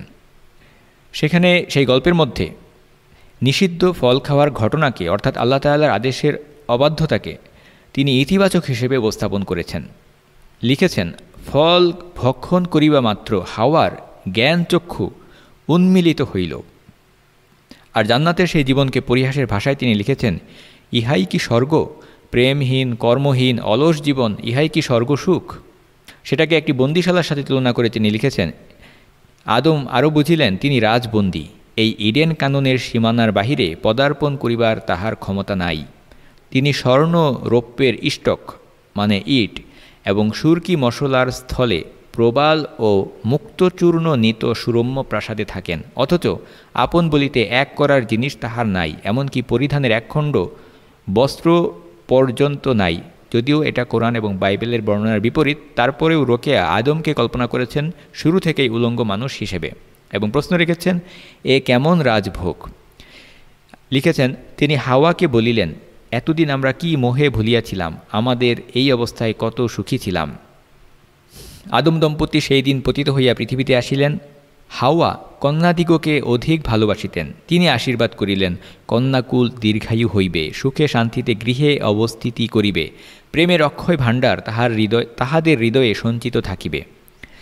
আর আদম সম্পর্কে লিখেছেন, আদম আবার পুত্রদিগকে অধিক স্নেহ করিতেন, কিন্তু তাহার ইচ্ছাশক্তি তাদৃশ অর্থাৎ হাওয়ার মতো প্রবল না থাকায় তিনি নাকি তনয়দিগকে বিশেষ কোনো বর দান করেন নাই। এভাবে এসব বানোয়াট কাহিনী এবং চরিত্রগুলোকে কতটা নেতিবাচক হিসেবে তিনি লিখেছেন। এখানে প্রশ্ন রাখা যেতে পারে, আসমানি কিতাব ভিত্তিক প্রতিটি ধর্মেই আদম এবং হাওয়া আলাইসাল্লামকে সম্মানের দৃষ্টিতে দেখা হয়। আমাদের আদি পিতামাতা তারা, আদম আলাইসাল্লাম নবী ছিলেন, তার মাধ্যমে মানবজাতির সূচনা। তার সম্পর্কে এই ধরনের আপত্তিকর কথা লিখেছেন। এই একই কাহিনী রোকেয়া সাখাওয়াত হোসেন তিনি কি কোনো দেশের রাজা, শাসক, প্রধানমন্ত্রী কিংবা যাদেরকে জাতির পিতা বলে চালানো হয় যেসব নেতা আছেন তাদের নামে বানিয়ে লেখার সাহস পেতেন? কখনোই পেতেন না।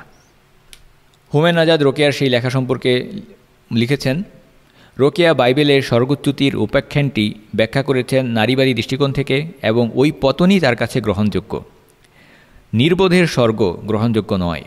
নারী যে আগে নিষিদ্ধ ফল খেয়েছিল এটাকেও তিনি নিয়েছেন নারীর গৌরব হিসেবে, কেননা নারীরই রয়েছে জ্ঞানের প্রতি সহজাত আকর্ষণ। ফল ভক্ষণ করিবা মাত্র হাওয়ার জ্ঞানচক্ষু উন্মিলিত হইল। এরপরে লিখেছেন, পত্নীর উচ্ছিষ্ট জ্ঞানফল ভক্ষণে আদমেরও জ্ঞান উদয় হইল। রোকেয়ার বর্ণনায় আদম নির্বোধ পুরুষ, জ্ঞানের প্রতি তার কোনো আকর্ষণ নেই। পত্নী বা স্ত্রীর উচ্ছিষ্ট জ্ঞানফল ভক্ষণে, এই কথাটি তাৎপর্যপূর্ণ। রোকেয়া বোঝাতে চাইলেন পুরুষের জ্ঞান নারীর জ্ঞানের উচ্ছিষ্ট। আদম শুধু নির্বোধ উচ্ছিষ্ট ভোজীই নয়, সে অমানবিকও। রোকেয়ার হাওয়া তার কন্যাদেরকে বর দিয়ে দীর্ঘায়ু করেছে, কিন্তু আদম পুত্রদেরকে কোনো বর দেয়নি। এভাবে দ্বীনের বিষয়ে মিথ্যা বানোয়াট কাহিনী তিনি লিখেছেন।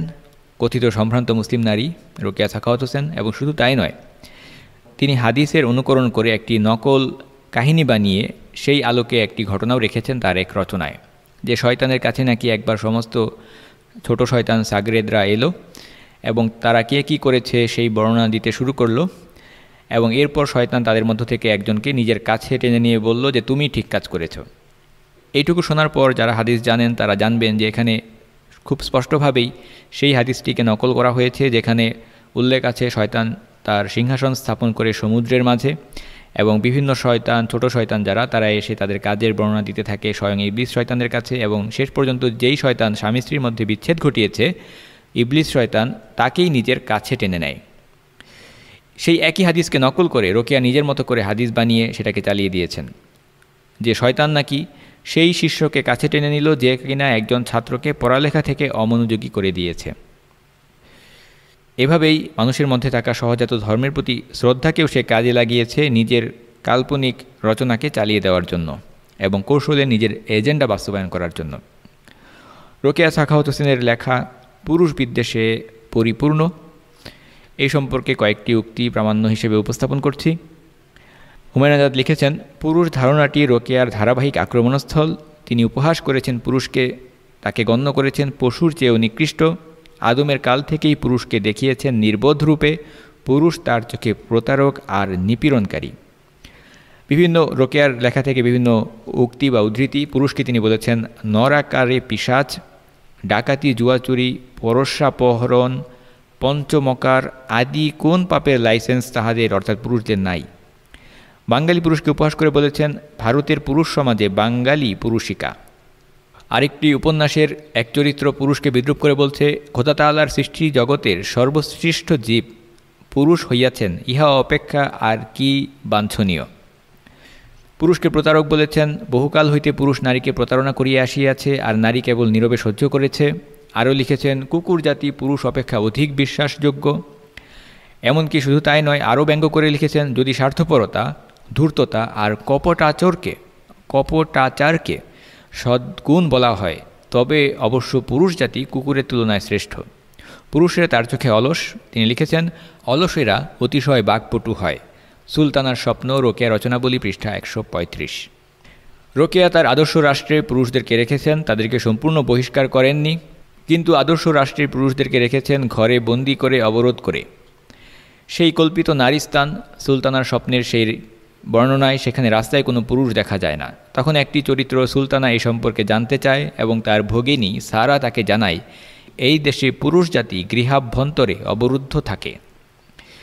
এই কথা শুনে সুলতানা বলল, প্রাণে বড় আরাম পাইলাম, পৃথিবীতে অন্তত এমন একটি দেশও আছে যেখানে পুরুষ জাতি অন্তঃপুরে আবদ্ধ থাকে।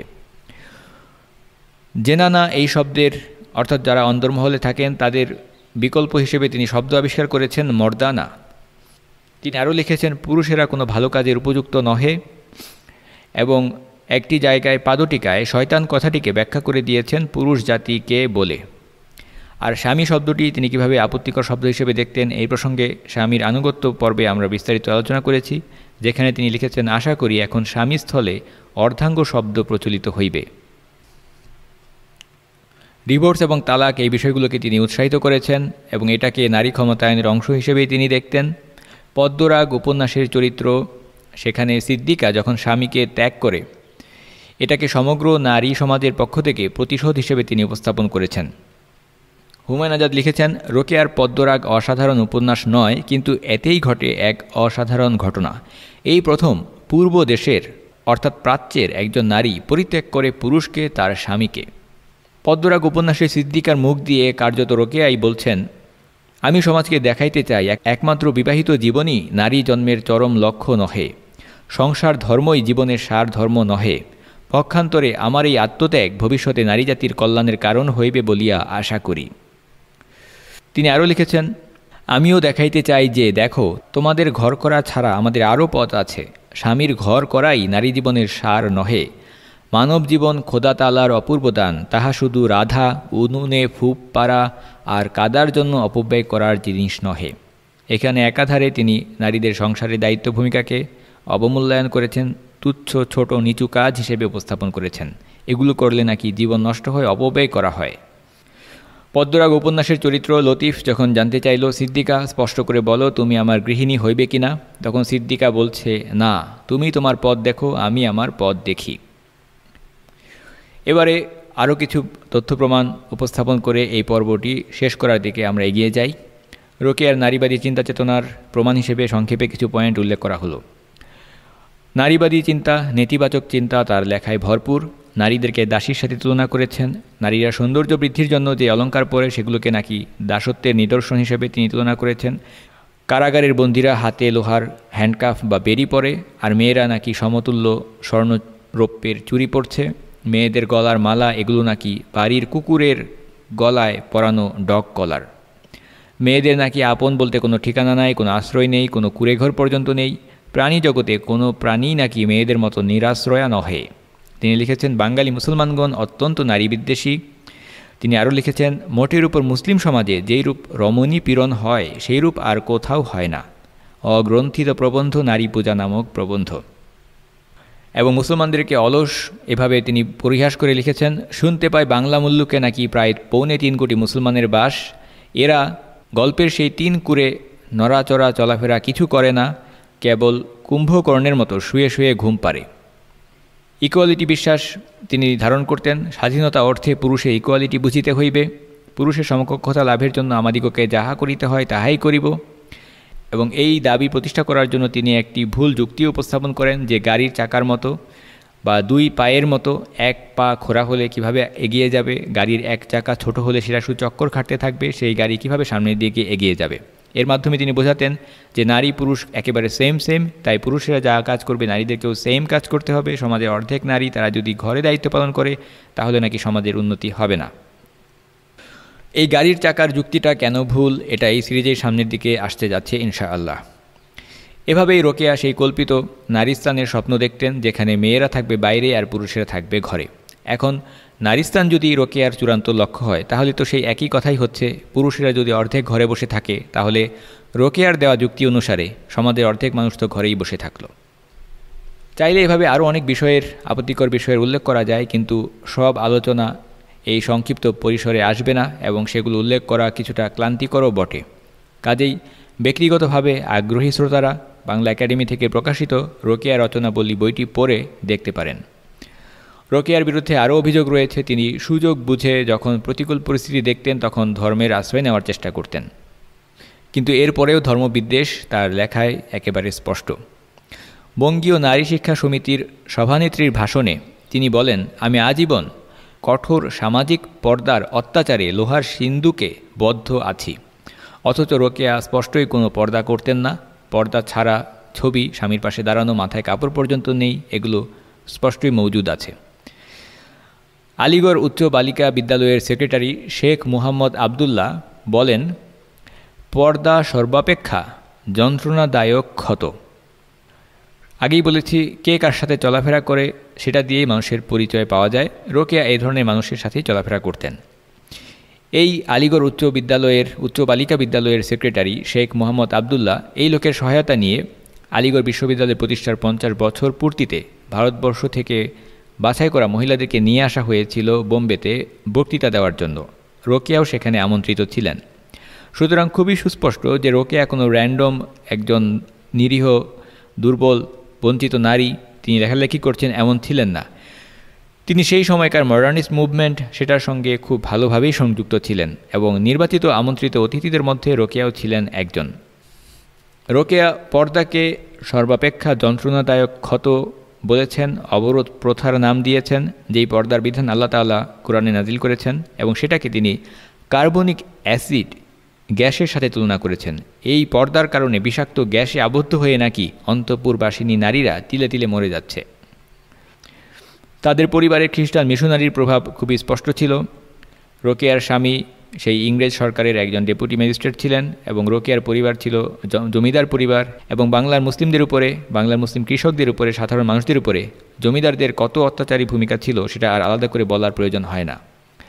রোকেয়ার বড় বোন করিমুন্নেসা খানম সাহেবা তার 2 ছেলেকে বিলাতে পড়ালেখা করতে পাঠিয়েছেন এবং তার আগে তাদের একজন পড়েছে কলকাতার মিশনারি কলেজে, সেন্ট জেভিয়ার্স কলেজে।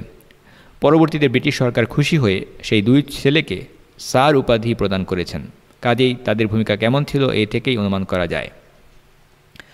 রোকেয়া আরও চাইতেন কোরআনের অনুবাদ হোক, মানুষ কোরআনের অনুবাদ অর্থ পড়ুক। কী উদ্দেশ্যে তিনি এটা চাইতে পারেন?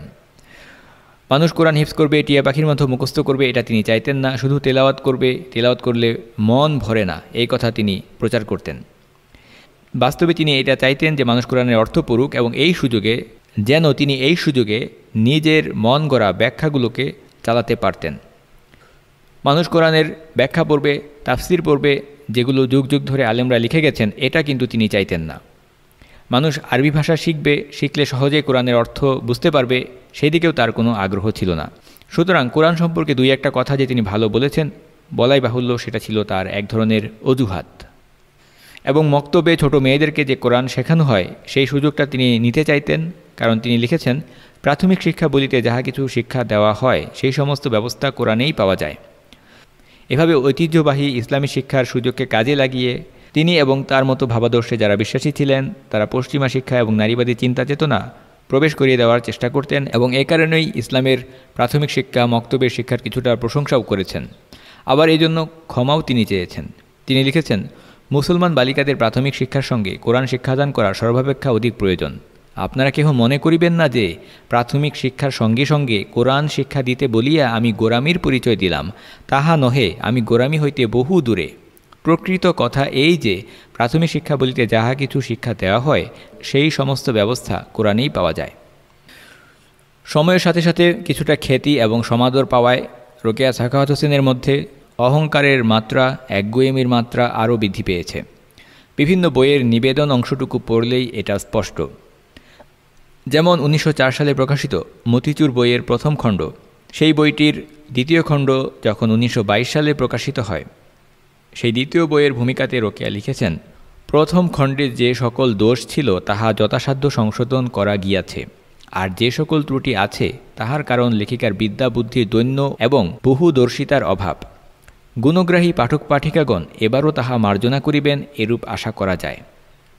ঠিক আছে, এভাবে কৌশলে কিছুটা বিদ্রুপাত্মকভাবে লিখলেও তিনি লিখেছেন। কিন্তু মৃত্যুর মাত্র 1 বছর আগে 1931 সালে রোকেয়ার তর্ক সাপেক্ষে সবচেয়ে নিকৃষ্ট এবং সবচেয়ে ঘৃণা বিদ্বেষপূর্ণ এবং সবচেয়ে বেশি বানোয়াট কাহিনী পরিপূর্ণ যেই বইটি অবরোধবাসিনী, সেই বইয়ের ভূমিকাতে তিনি কি লিখেছেন? সেই বইয়ের ভূমিকাতে তিনি লিখেছেন, আমার তো প্রত্যেকটি লোম গুনাহগার, সুতরাং পুস্তকের দোষ ত্রুটির জন্য এবার পাঠক পাঠিকাদের নিকট ক্ষমা প্রার্থনা করিলাম না, বিনীতা গ্রন্থকর্তী। স্পষ্টতই তিনি ব্যঙ্গ করেছেন আগের ভুল ত্রুটির প্রতি যে তার কোনো অনুশোচনা নেই, সেটা স্পষ্ট। আমার তো প্রত্যেকটি লোম গুনাহগার, সুতরাং পুস্তকের দোষ ত্রুটির জন্য এবার পাঠক পাঠিকাদের নিকট ক্ষমা প্রার্থনা করিলাম না।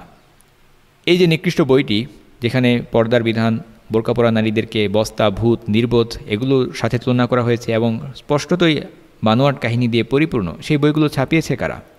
মুহাম্মদী বুক হাউস, ঢাকা থেকে প্রকাশিত। মুহাম্মদী বুক হাউস, ঢাকা থেকে প্রকাশিত এবং মাওলানা আকরাম খাঁ, তার ছেলে মৌলবী খায়রুল আনাম খাঁ, তিনি ছিলেন সেই অবরোধবাসিনী বইয়ের প্রকাশক। কাজী প্রশ্ন জাগা স্বাভাবিক যে সেই সমস্ত মৌলবী মাওলানা, তারা আবার কেমন মৌলবী, কেমন মাওলানা ছিলেন? এই প্রশ্নের উত্তর পাওয়া যাবে যদি আমরা মুসলিমদের মধ্যে সেই সময়ে, সেই কলোনিয়াল যুগে পরিচালিত মডার্নিস্ট মুভমেন্ট কী ছিল সেটা বুঝতে পারি। রোকেয়া আরও লিখেছেন, জীবনের 25 বছর ধরিয়া সমাজসেবা করিয়া কাঠমোল্লাদের অভিসম্পাদ কুড়াইতেছি, আর তাই তো এবার পাঠক পাঠিকাদের নিকট ক্ষমা প্রার্থনা করিলাম না। এভাবে তিনি আলেমদেরকে কাঠমোল্লা বলে উপহাস কটাক্ষ করেছেন। একদিকে 25 বছর ধরে কথিত কাঠমোল্লা অর্থাৎ সেই সময়কার আলেমোলামারা যারা রোকেয়ার লেখার উপহাস করেছেন, রোকেয়ার লেখার সমালোচনা এবং বিরোধিতা করেছেন, তারা যেভাবে ছিলেন, আবার আরেকদিকে আরেক শ্রেণীর মৌলবী ছিলেন যারা রোকেয়াকে সাপোর্ট দিয়েছেন। অবরোধবাসিনী বইয়ের ভূমিকা কে লিখে দিয়েছিলেন? অবসরপ্রাপ্ত স্কুল ইন্সপেক্টর জ্ঞান বৃদ্ধ মৌলভী আব্দুল করিম সাহেব। রোকেয়া তাকে আন্তরিক কৃতজ্ঞতা জানিয়েছেন এবং তিনি দাবি করেছেন এগুলো ঐতিহাসিক ও চাক্ষুষ সত্য ঘটনা। কিন্তু বিভিন্ন ঘটনা শুরু হয়েছে কিভাবে? শুরু হয়েছে এভাবে, সে অনেক দিন আগের কথা, ইহা একটি ঐতিহাসিক ঘটনা, প্রায় 40-45 বছর আগের ঘটনা। প্রিয় শ্রোতা, কাউকে মিথ্যাবাদী প্রমাণের জন্য একটি ঘটনাই যথেষ্ট। সেই 47টি গল্পের মধ্যে, অবরোধবাসিনী বইতে থাকা সেই 47টি গল্পের মধ্যে একটি গল্প এমন আছে, একজন হিন্দু মহিলা, সেই স্ত্রী, তিনি নাকি তার স্বামীকেই কখনো ভালো মতো দেখেনি। তাহলে তারা কিসের স্বামী স্ত্রী? হিন্দু মহিলা নাকি এতই কঠিন পর্দা প্রথা করত যে নাকি নিজের স্বামীকেই কখনো ভালো মতো দেখেনি। এই হচ্ছে সেই বইতে থাকা বিভিন্ন গল্পের একটি ক্ষুদ্র নমুনা। সমসাময়িক কালে যারা রোকেয়ার লেখার সমালোচনা করেছেন, বিরোধিতা করেছেন, তাদের সম্পর্কে কিছু তথ্য আমরা উপস্থাপন করে যাচ্ছি। প্রামাণ্য তথ্য হিসেবে যে আসলে রোকেয়ার সময়েও রোকেয়া অনেক নিন্দিত ছিলেন। শুধুমাত্র মুসলিম নয়, অমুসলিম লেখকদের মধ্য থেকেও, অমুসলিম সাহিত্যিকদের মধ্য থেকেও অনেকে সাধারণ যুক্তিবুদ্ধির চিন্তা থেকেই রোকেয়ার লেখার কঠোর সমালোচনা করেছেন। যাদের একজন সম্পর্কে, ঠাকুরমার ঝুলির সেই বইয়ের লেখক বা সংকলক দক্ষিণারঞ্জন মিত্র মজুমদার সম্পর্কে তিনি কিভাবে রোকেয়ার লেখার সমালোচনা করেছেন, স্বামীর আনুগত্যের বিষয়গুলোকে ইতিবাচক দৃষ্টিকোণ থেকে দেখিয়েছেন। এই প্রসঙ্গে আমরা স্বামীর আনুগত্য পর্বেই বিস্তারিত আলোচনা করেছি, কাজে সেগুলো আর পুনরাবৃত্তি করা হচ্ছে না। গিরিশচন্দ্র সেন, একাধারে তিনি রোকেয়ার লেখকের প্রকাশক ছিলেন তার সেই মাসিক পত্রিকাতে, আবার তিনিও কিছু লেখার প্রতিবাদ করেছেন। দক্ষিণারঞ্জন মিত্র মজুমদার লিখেছেন যে রোকেয়ার প্রবন্ধগুলো কুতর্ক বা কূটতর্ক এবং নানা রকম সমস্যায় একান্ত জটিল হইয়াছে।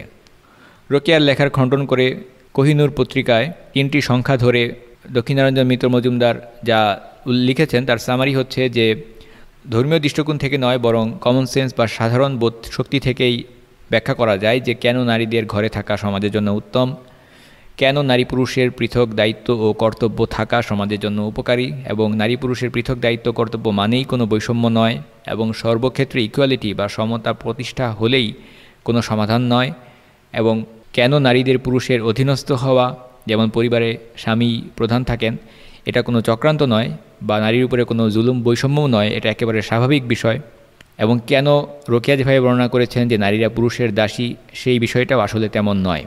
আর নারী শিক্ষা সম্পর্কে রোকেয়া যেভাবে চাইছেন যে পুরুষ এবং নারীর একেবারে সেম টু সেম একই রকম শিক্ষা, একই রকম কর্মক্ষেত্র হতে হবে, এটার খণ্ডন করেও মিত্র মজুমদার লিখেছেন যে নারী এবং পুরুষের যদি কাজের ক্ষেত্র আলাদা হয় তাহলে শিক্ষা কেন একেবারে সেম টু সেম হতে হবে। পাশ্চাত্যের আদর্শকে রোকেয়া ধারণ করেছেন। তিনি কড়া নারীবাদী হলেও নামের শেষে পাশ্চাত্য ইংরেজ রীতি অনুসারে স্বামীর নাম সংযুক্ত করতে ভুলেননি। ইংরেজ আইন অনুসারে নামের শেষে সাখাওয়াত হোসেনের নামটা রেখেছেন এবং রোকেয়া যা লিখেছেন তাতে বিভিন্ন মিশনারিদের লেখার ছাপ সুস্পষ্ট ছিল। দক্ষিণারঞ্জন মিত্র মজুমদার সেখান থেকে রোকেয়া নকল করেছেন এই ইঙ্গিত রেখেছেন, এবং পাশাপাশি পাশ্চাত্যের বিপরীতে প্রাচ্যের আদর্শও যে একেবারে ফেলে দেওয়ার মতো নয় সেটা উল্লেখ করেছেন। আগ্রহী পাঠকগণ বাংলা একাডেমি থেকে প্রকাশিত রোকেয়া রচনাবলীর পৃষ্ঠা নম্বর 561 থেকে 575 পর্যন্ত, সেখানে ধারাবাহিকভাবে রোকেয়ার লেখার যে সকল যৌক্তিক সমালোচনা তৎকালীন সময়ের সাহিত্যিকরা করেছেন তা আছে, তা পড়ে দেখতে পারেন। প্রত্যেকটি সমালোচনা, প্রত্যেকটি খণ্ডন সবগুলো উল্লেখ না করে শুধুমাত্র একটি আমরা এখানে বাকি আলোচনায় শুধুমাত্র একটি উল্লেখ করে আমরা এই পর্ব শেষ করছি।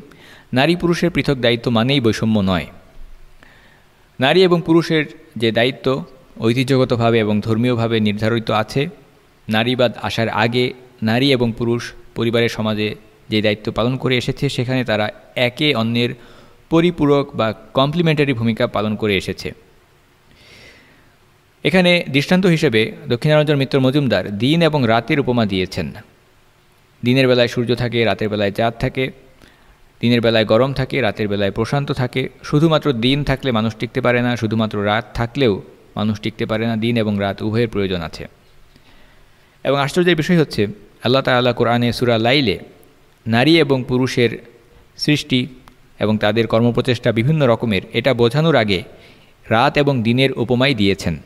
রাত এবং দিন একে অন্যের পরিপূরক, একে অন্যের কমপ্লিমেন্টারি। আল্লাহ তাআলা সূরা লাইলে বলেছেন, ওয়াল-লাইলি ইযা ইয়াগশা ওয়ান-নাহারি ইযা তাজাল্লা ওয়া মা খালাকায-যাকারা ওয়াল-উনসা ইন্না সা'য়াকুম লাশাত্তা।